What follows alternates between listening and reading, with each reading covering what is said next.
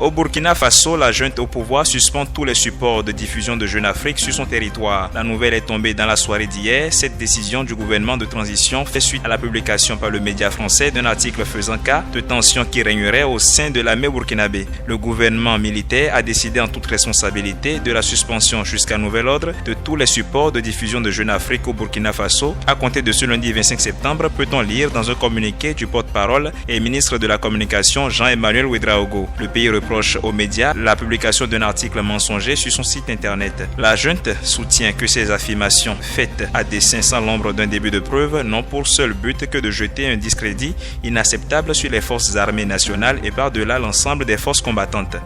Les USA renforcent l'arsenal militaire de l'Ukraine. Les premiers chars américains Abrams sont arrivés ce 25 septembre sur le territoire ukrainien, apprend le président Volodymyr Zelensky. Le pays s'arme pour résister aux offensives russes. Les forces spéciales ukrainiennes affirment avoir tué le commandant de la flotte russe en mer Noire, l'amiral Viktor Sokolov. Kiev annonce aussi avoir abattu 26 drones russes sur les 38 qui ont attaqué la région ukrainienne d'Odessa dans la nuit d'hier.